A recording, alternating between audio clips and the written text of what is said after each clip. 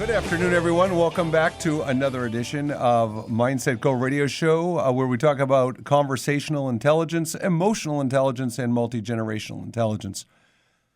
Excuse me. Thrilled to have you with me today. And Ted, my producer and partner in crime, how the heck are you? Excellent. Good morning. Good to have you. I guess it's afternoon, isn't it? Well, it is indeed. I better have some more grapes. So, Ted, I have to tell you, I was thinking about, one of the things about this show that I really love is, when we're talking about being confident and effective communicators, and we often talk about how many aspects go into good communication and the nuances of good communication. And what I like to really tackle on this show are really concepts around communication that we talk about, but we really kind of talk about in passing. We don't really examine and understand the depth of the words or the meanings of the impact of the... Wait. Are you sure you want to do this? Great question. So Ted, I want to tell you, so when we talk about impact that certain things have, we're going to talk about the word maintenance. And when I think of something that needs maintenance, why in your mind, Ted, does something need maintenance when it does? So that I will have the desired response or the desired effect the next time I apply to that person or that situation. Well, not person. I mean, like just in general in life, just why does something, not a human being, why does something need maintenance? When you need to get maintenance on something, it's implied because... I want it to work. Right. So it's broken, it's not working right. Agreed? Okay, I got you. All right. So already, and last week we talked a little bit about, reappraisal and how the fact that it's reappraisal implies you're already assuming you're doing something wrong. And so this is the same concept, right? Maintenance. So I want you to think of how we describe people as high maintenance or low maintenance, right? Because if already the word maintenance is in there, so that implies a level of effort and work, correct? Right, like there may be something broken there. Right. All the time. But, we have this need, Ted, where we have to label people. For some reason, most of us feel comfortable categorizing and labeling people and stigmatizing people and putting them in some kind of bucket. And so if we the funny thing between high maintenance and low maintenance is there doesn't seem to be a middle ground. It's either you're labeled as one or the other. There's no middle maintenance, right? Right. You're either the kind of person that needs a lot of attention, or it's a situation or a piece of equipment that has to be constantly maintained, or it just kind of ticks along on its own. Well, for our listeners out there, I want you to listen to something Ted just said very carefully, because it was a really hidden point there. And he used the phrase, needs a lot of attention, right? So that's a perfect segue, Ted. I don't know if you planned that, but that's a perfect segue. So when we think of high maintenance, there's an assumption that if someone is high maintenance, you need a lot of attention, right? You require a lot of time, money, effort. You demand constant attention. You're very focused on yourself in shallow ways that impact me. Here's a word that people don't like. Needy. Right. Absolutely. In short, needy. And, one of the things about high maintenance when it comes to emotions, right, is this quick to anger, reactive. So if you're high maintenance, we got to walk on eggshells and be very careful. Oh, it's got a short fuse. Right, short fuse. But we're going to get to that later in the show. And so what I want you to think about is, how does someone become high maintenance? And what I mean by that is, think of someone in your life. And by the way, we use these words high maintenance and low maintenance. I find I hear them most often to describe a partner, like a life partner or a close friend or a casual friend or someone in a friend group. So when we think about how does someone earn the title? Well, look, we already described certain assumptive characteristics of being high maintenance, but that's not what I'm asking. I'm saying when you label someone high maintenance, the first step to doing that is your values are different than theirs. And so whatever needs they've expressed, their need for time or effort or attention and whatever, you're sitting there saying, I don't need that. I wouldn't need that. So because this other person needs that and it's different than what your needs and wants would be, they get lumped into being high maintenance. Right. Agreed? I agree. Okay. So the question... Sort of like a catch basin for all those things that bug you about some person or some situation. Very true. So when I think of this value judgment we make, what we have to really stop and think about is what takes someone from normal, okay, and I'm facetiously using that word because normal could mean 100 different things to 100 different people. Right. But when you have a relationship with another human being and they start out in just any old normal relationship and all of a sudden they become high maintenance, what happened? Why did they move from the middle area or normal and transition to high maintenance? And normally it becomes a situation where someone has asked you for something. Someone needs something, and Ted used the word needy before, important word. So someone has asked you for something, needs something from you that you might term excessive or repetitive. And so once it happens enough times, Ted, this is really what I believe is how the transition takes place. Once it happens enough time, and once we feel like we are infringed on, our time, our effort, is infringed on, now it becomes, well, this seems like too much. You're now high maintenance. What is it? I think it goes like this. First time, that's anomaly. Second time, that's interesting. Third time, it's a trend. That's great. Well, and so there's the 3 strikes you're out policy, right? There we go. So and so when I think about that, all right, what's interesting about this stigma or label of being high maintenance is when I was doing some researching on it before the show, one of the things it said is unapologetically demanding. Ooh. And so to me, that's not high maintenance, that's rude.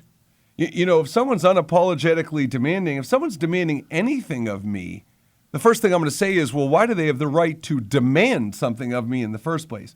So I don't necessarily see unapologetically demanding as a high maintenance thing. I see it as a bad quality and bad characteristic. Right. All right? Sort of like displaying narcissism. Very much so. Very much so. That's a great point, Ted. That is a narcissistic quality. That's very true. It's entitled, right?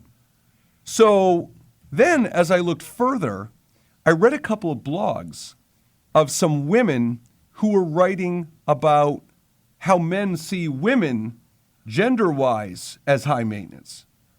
And what it said, I thought the 2 blogs I read really made some great points because what they talked about was if you're in a relationship with someone and you see the other person as high maintenance, it's your perception of the effort you have to exert in the relationship. Right.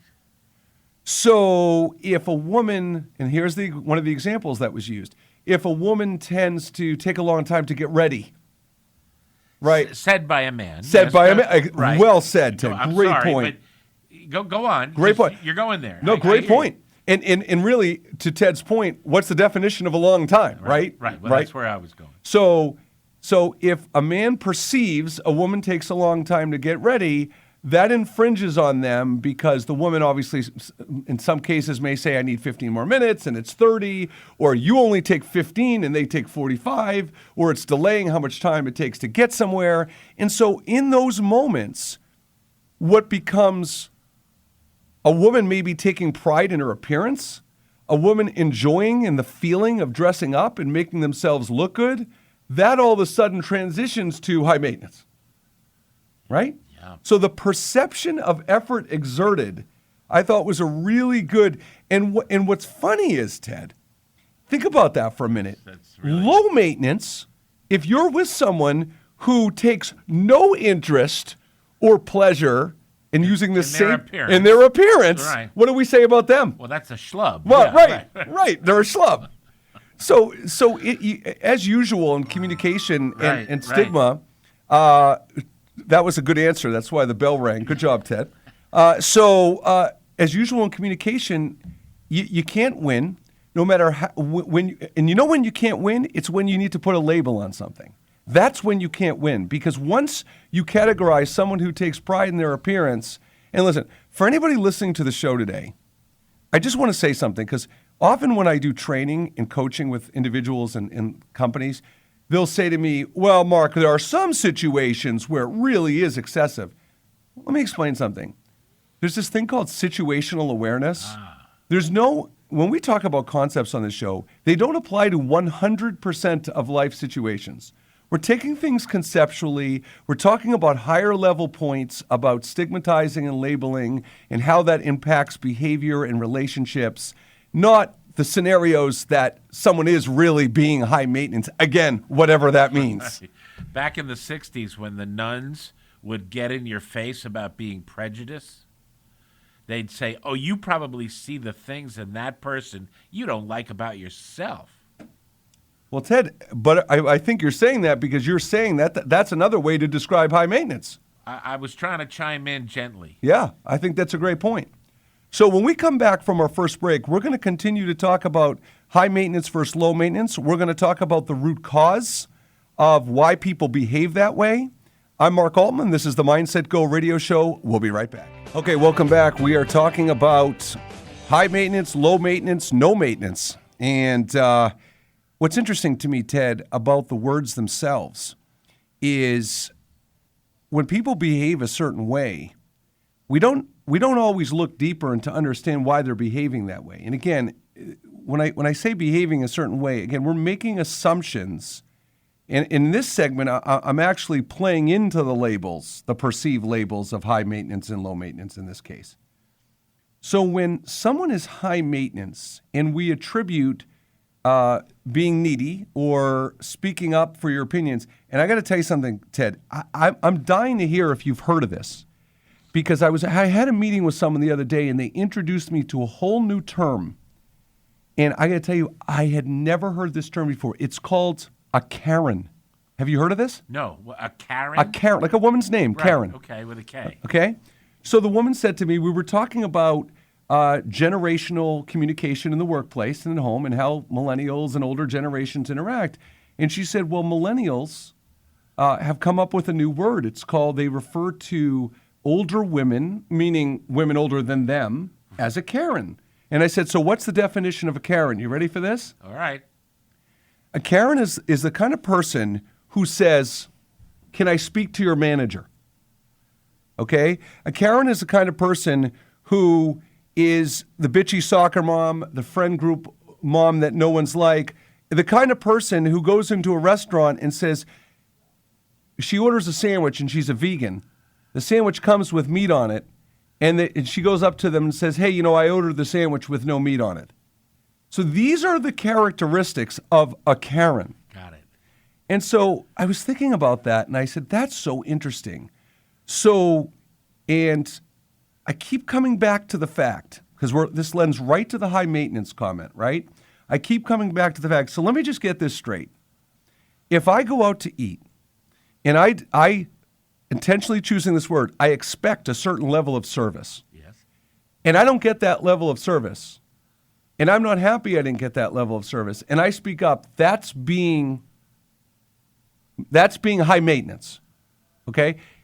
If I order something, clothing, food, anything, and I don't get what I actually ordered delivered correctly, by speaking up, if it's a woman, it's a Karen. If it's an anybody, it's a high maintenance, okay? And so there seems to be this tinge of, if you speak up for what you want and need, if you advocate for yourself, demanding time, attention, help, support, that is associated with high maintenance. I don't understand that. It's a very shallow way of evaluating it. I understand what you're saying, and I understand why someone without a substantial human interaction experience might jump to that kind of a prejudice, a prejudgment of Right. someone.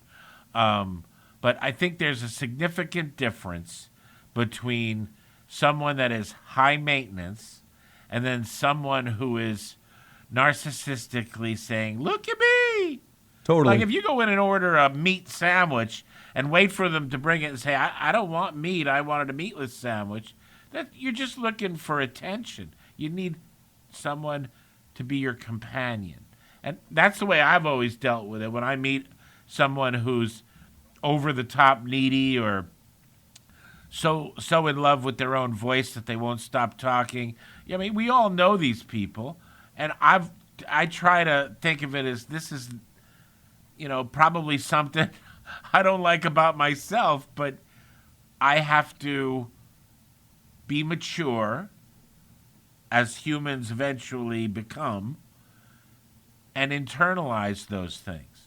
Not go out and advertise it. I need your attention now.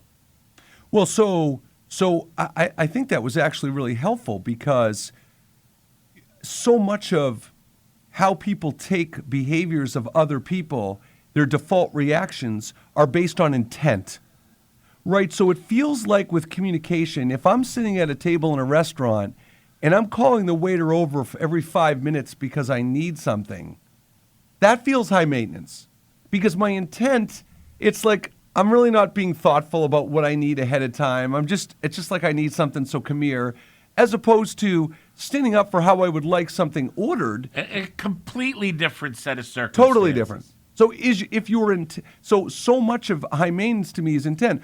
So and you know what's funny, Ted, as I think about this, a lot of being high maintenance, I think somehow comes off in passive aggressive behavior.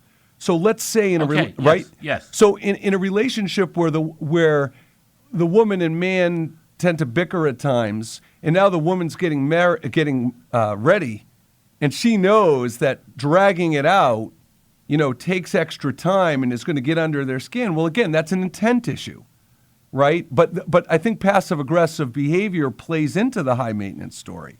Well, some of these things in human interaction, especially when you're talking about couples when they're alone, it's unspoken, and I don't think it's really malicious or thought through. I think it's behavior, it's rote behavior that people develop in order to keep going. Go ahead. In order to maintain their own space and their own personal point of view, rather than necessarily acquiescing all the time. Well, so that's a great segue, Ted, because that was the next point I was going to make.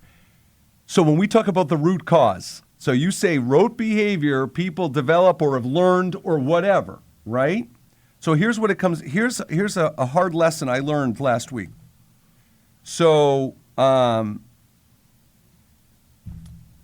a couple of weeks ago.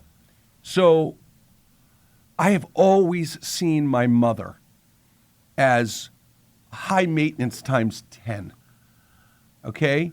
And, every time we make these labels and judgments, it's always a good idea to look in the mirror and see how you look at it in your own life, right? Because that tells you a lot. So I've always described my mother as high maintenance. And I'm not going to get into all the reasons why, but I feel like I had convinced myself or rationalized that I had enough of a sample size. You had good reason for your point of view. Right. Or I thought I did. And then I made a realization 2 weeks ago. And I realized that my mother, her natural father, died in World War II when she was 9 months old. Oh, there you go. Okay, so she never had a relationship with her father. She had a stepfather, didn't have a great relationship with her stepfather. But the point is that throughout her life, she has not been able to overcome this huge void she has felt by not having a father. So that void, what is that void translated to? Being really needy, really putting extra pressure and dependence on her sons to kind of help fill that void she didn't get from her father. And so when I look at the root cause of why people act the way they do, if you see someone as high maintenance, and Ted, I have to tell you, this next question I'm going to ask you, I'm going to tell you, I think about this general question probably once a week. It always comes up in a certain way. And that is, if you have a relationship with someone that you perceive as high maintenance, and you explore the root cause, and you have a conversation with them, or you do some soul searching on why you think they're high maintenance, if you feel like you can understand where they're coming from in that rote behavior, do you change your opinion of their high maintenance because now you can understand it better? And before you respond, this question of do you change your opinion, what I'm talking about on a higher level is anytime someone has a shortcoming or a perceived deficiency or a weakness, and you then, instead of assuming it's to be annoying or difficult or whatever, once you understand where that stems from, do you all of a sudden get a soft spot and look at it differently? This case, we're saying high maintenance. Well, I'm not unlike everybody else, and I'm quick to judge sometimes. But when somebody demonstrates to me that they're being discerning and not bloody selfish, I will soften my approach. Often people don't know how to behave, both in business and personal. So I always start with that. I start, okay, I know what I thought I heard, but what are they trying to say? I ask myself that question almost every time, and that's been forced on me by my girls and my son. They said, Dad, you've just got to stop and think about what they're trying to say, not what you heard. Now, that's a little easier with strangers than it is with people you love because, we've already determined the rote behavior pattern with the people we love. Yeah, and so, Ted, when we come back for our next segment, and I love the word discern there because it's very typical, or it's very appropriate. When we come back, I'm going to tell you a story of an interaction Ted and I had a while back where he could have perceived me as very high maintenance. So when we come back from the break, we'll tell that story. This is Mark Altman for the MindsetGo Radio Show. Story. Okay, welcome back to the MindsetGo Radio Show. I'm your host, Mark Altman. We're talking about the concepts of high and low maintenance and no maintenance, and this all fits into what MindsetGo is all about, which is really when you're developing relationships with people, when you're using relationship intelligence, you really have to be self-aware of how you're seeing things and being aware of how someone else is seeing things. You have to have the self-control to know how you're responding instead of reacting. And you have to know generationally how to adapt your approach, how to adapt your communication style to strengthen relationships with people. So this high maintenance, low maintenance concept, perception, labeling people all fits in. So, we've talked about, before I share my anecdote with Ted about Ted is, I just want to say, one takeaway I want you to take from our previous two segments is because perception is what's in the eye of the beholder, right? And that's why we say perception is reality. So, you could have the same person, and one person could see that person, the other person as demanding, needy, superficial, and another person could see that person as normal, easy to accommodate, low maintenance. And if two people could see somebody else quite differently, then that really puts a dent in the definitions and the stigmas associated with high and low maintenance. Now, I'm not proposing that at the end of this show I'm hoping you're going to stop using those terms.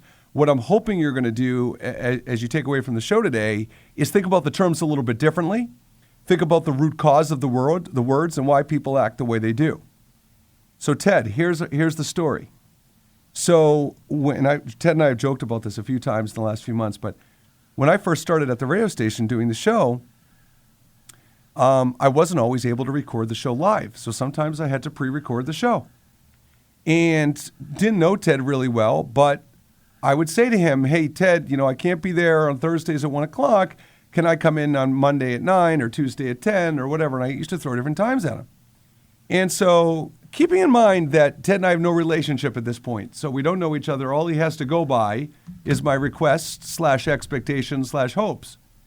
So, at least every other week, I'm throwing in a different request and time. And let me tell you, the reason why I call my company MindsetGo is because mindset is such a predictor and dictates how you behave. So while I'm sending these requests to Ted, my thought process is, well, no big deal, right? It doesn't really hurt you. I'll use a different studio, so whatever. I'm not even worried about how it's going to impact Ted. I'm just worried. I'm being selfish. I'm thinking, doesn't seem like an unreasonable request. Not a big deal. Go ahead and do it. To a person I don't even know, to a radio station that I love and cherish and that affords me the opportunity to send out these messages every week. So Ted, be honest. We have a great relationship. You won't hurt my feelings. Were you thinking in those moments that this guy, what's up with this guy? Well, I was thoroughly aware that you had no idea what you were saying. Immediately. I'm laughing very hard silently right now. No. I want you to know. I can see it through the glass here. He's cracking up. But I honest to God, I was determined, as Chris, the general manager of the station, not to eat the customers. And, because I'm notorious for saying, well, that's a great idea, but there's no bleeping way I can do that.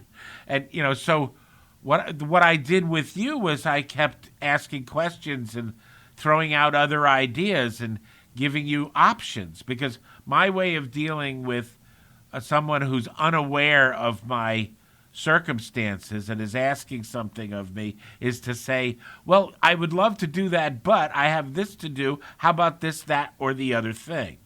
And I think it was a great way to start off our relationship. Well, in hindsight, it probably was. Because we discovered something about each other. We did. That maybe you weren't aware of and I wasn't aware of. That I didn't realize you were in the business of being mindful. And, I try to practice mindfulness because I think it makes me a better person. Because that other guy that didn't do it for 38 years, well, there's lots of people who will give you testimony on who he was like. So, so Ted, I bring up this story, one, because we're talking about it on the show and we have a great relationship, but there's another reason I bring it up, and that is that there's a different aspect that I don't think we typically consider in high maintenance. And I'm going to make an analogy. Yeah. Let's take the boss. Let's take a very demanding, unappreciative boss. Let's say authority figure. Authority figure, perfect. And so a demanding, unappreciative authority figure, I'm not even going to get into why they act that way or how they became that way. It doesn't matter for this concept. What I am going to say is that every person that has to deal with that authority figure or work for that authority figure, somebody at some point could alert the boss to those characteristics. They could say to the boss, hey, I don't know if you've ever considered this, but when you ask us to do certain things or whatever, it comes across as kind of demanding. And that takes a lot of assertiveness. But here's the correlation I'm making. Many times, people who are high maintenance, I don't think realize that they are, or they act certain ways to model being high maintenance. Oh yeah, they're like a shark. That other lid comes down, and they don't see the rest of the world. Right. So the question is when someone acts a certain way, at some point someone's got to speak up, because unless we hope they're going to develop that mindfulness or self-awareness on their own, it's up to us to say something in an emotionally intelligent way. I've got a lot of experience being that guy. Yeah? One of the things that I would always do in business when I would meet up against someone like that, whether they were an authority figure or not, I would stop them and call them out on please and thank you. Wow. Or say something like, I reserve that tone of voice for my wife or somebody who owes me money.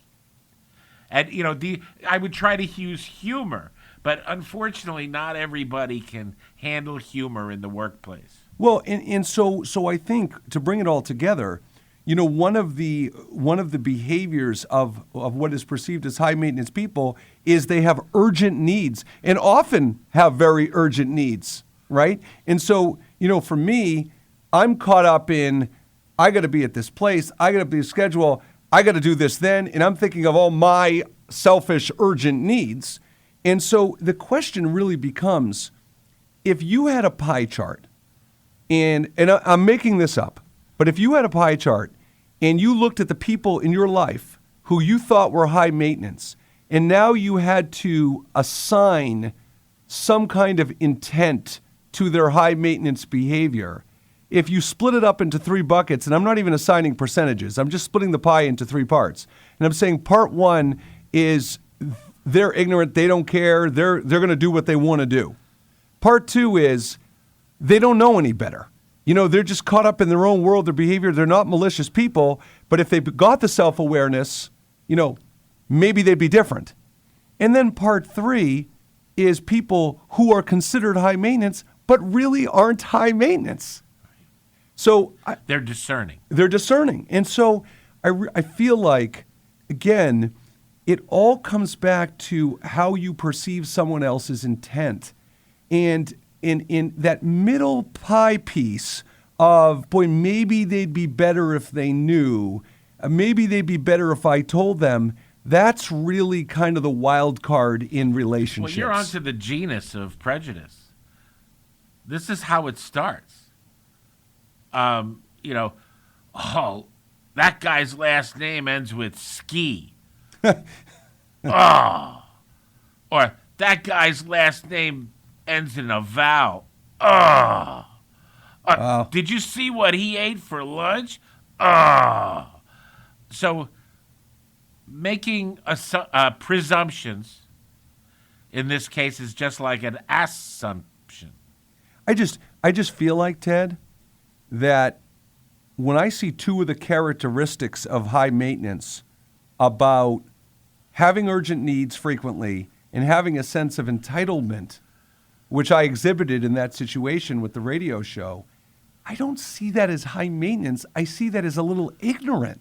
Okay, well, that's not a bad thing, though, because it gave us the opportunity to discover each other. Agreed. So the issue becomes whether your mind is open to the way somebody else communicates. Yep.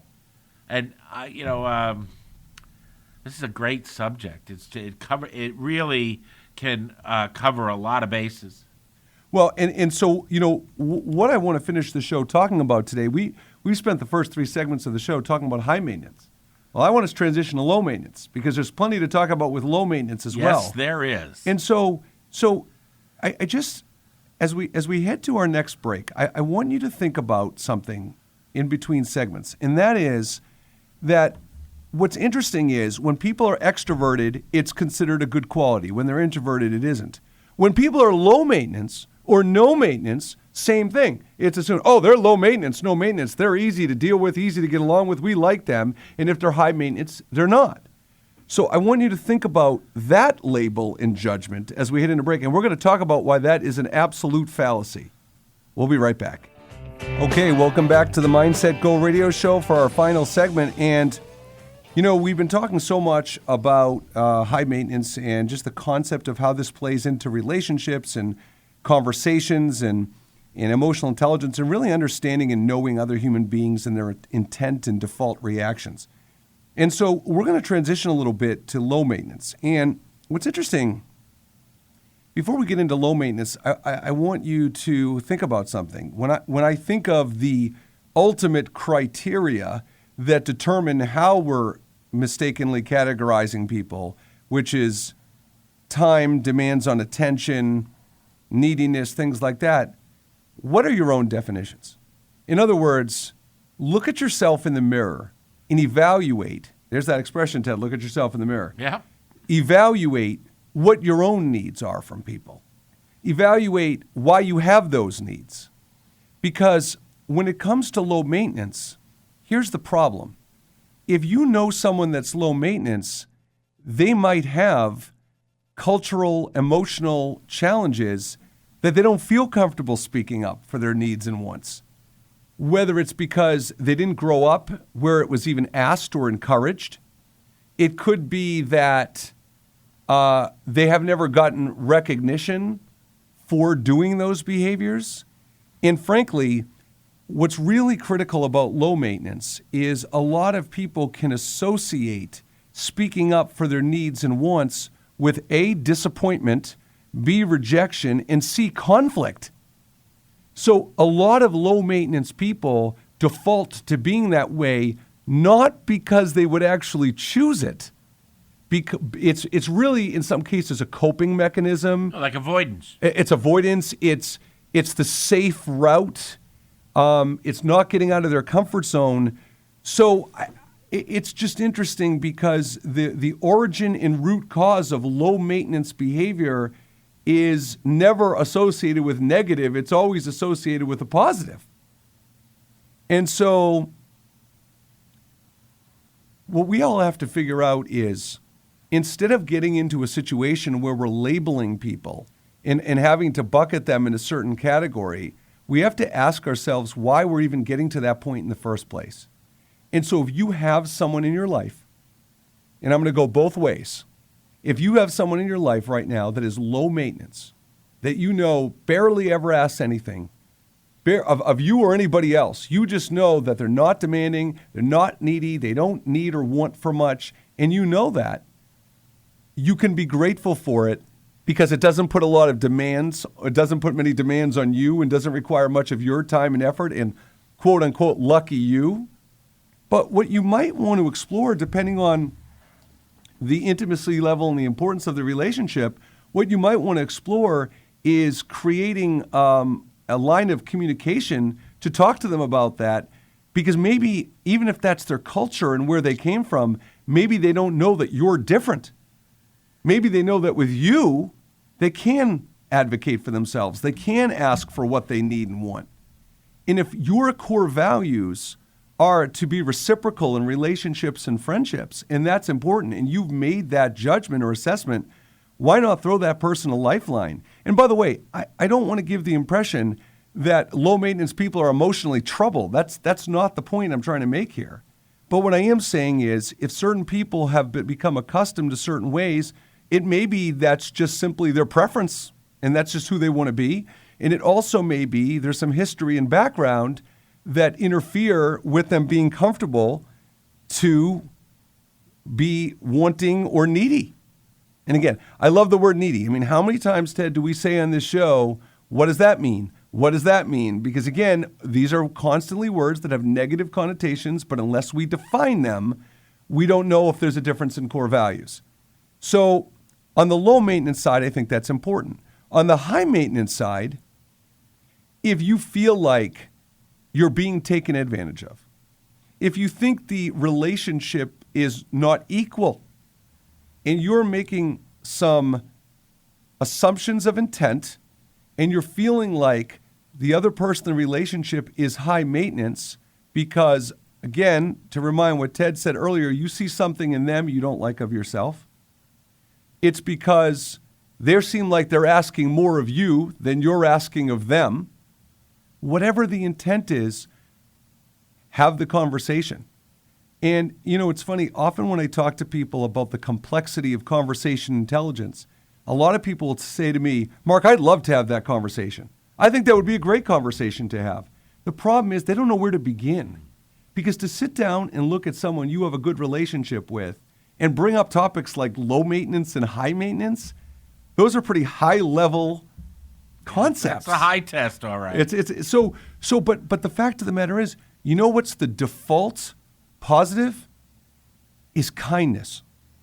And so what I want you to think about is, when you think about having the courage and confidence to be assertive means you can communicate emotions, thoughts, feelings, and ideas to another human being in a kind way. It's really that simple. Now, I'm not saying it's simple to do that, but if you're struggling, like, where would I begin? How would I start? How about just with kindness and honesty? If it's the low maintenance situation, that's a little easier because that's more of like an empathy. You're trying to create an avenue for communication.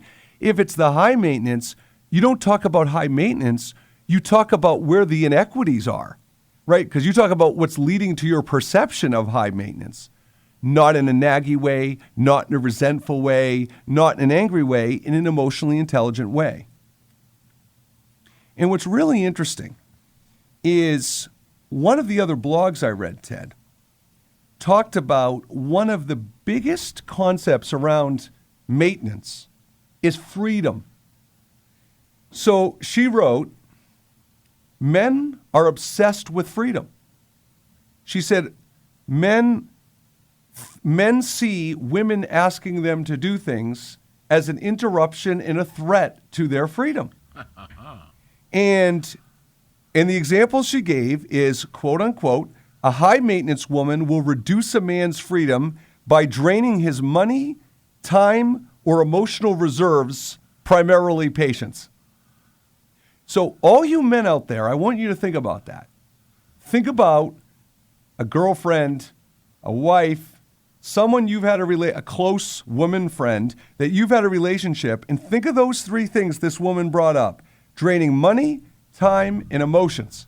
And you tell me that you haven't thought a woman you've been with has done one, two, or all of those things, and you've immediately equivocated it to being high maintenance. Well, aren't those three words defined in the dictionary with a picture of a woman right next to them? Well, but Ted, here's the beauty, right? If you talk to, and if you talk to a quote, whatever a typical man is, but you talk to a typical man, here's what a man wants to do. Tell me if you agree. A man wants to act goofy, be themselves. They don't want to walk on eggshells, right? They want to feel appreciated for the money they earn, which again is a stereotype because that implies the woman's not earning as much, if not more, and so on. That's an old stereotype, right? And a man wants to be able to do what they want to do. When they want to do it. When they want to do it. So what's funny to me is I know so many men whose outlet is fantasy football. And I'm a big fantasy football guy. So when they're not with their wives and they're not with their kids and they're not working, I'm going to go sit down and do my fantasy football. That's their quote-unquote outlet. So now, while you're doing your fantasy football, if your wife asks you to do something and you're like, oh, man, and so now I'm not saying one request is going to make her high maintenance in your mind, but what happens is if every time you sit down to do fantasy football, your wife happens to make a request or two, oh, well, I guess that's high maintenance. Well, first time is one thing, an anomaly. Right. Second time is, it's just a coincidence. Third time's a trend. Yeah, and I think what's so important about this is this concept of freedom. We've hit on it throughout the show today, and that is that it comes back to this core value, expectation, reciprocity. And when people don't do things the way we want them to do them, when we want them to do them, how we want them to do them, then they tend to get bucketed very often into becoming high maintenance. And by the way, you all know high maintenance can be used multiple ways. It's not just you're a high maintenance person. You could be a high maintenance person in certain areas. So you could be a high maintenance person in needing to get ready, or a high maintenance person in how you order at a restaurant. And so it can either be done as a whole, it can be done in certain parts. But I challenge anybody to argue with me about what is the ultimate reason, and that is because someone's doing something differently than the way you would do it and the way you think it should be done. Well, this has been a terrific segment. Every bit of it I'm going to be able to use with my wife this evening, especially that part about being discerning. You bet. So, all right. So thank you for joining us today. Now, for more information about how you can bring training, coaching, and consulting around better communication, emotional intelligence, increasing self-awareness, self-control, and motivation, and multi-generational intelligence, improving and strengthening generational communication in the workplace and at home, reach out to me. My name is Mark Altman. You can email me at info@mindsetgo.com. You can certainly reach out at 978-206-1535. and would love to have a chat. Always love to problem solve, always love to help people feel better about their relationships and themselves. So thank you again for joining us for another edition of the Mindset Go Radio Show. Ted, thank you so much, as always. You're the best, baby. All right, we'll talk to you soon. Have a good one.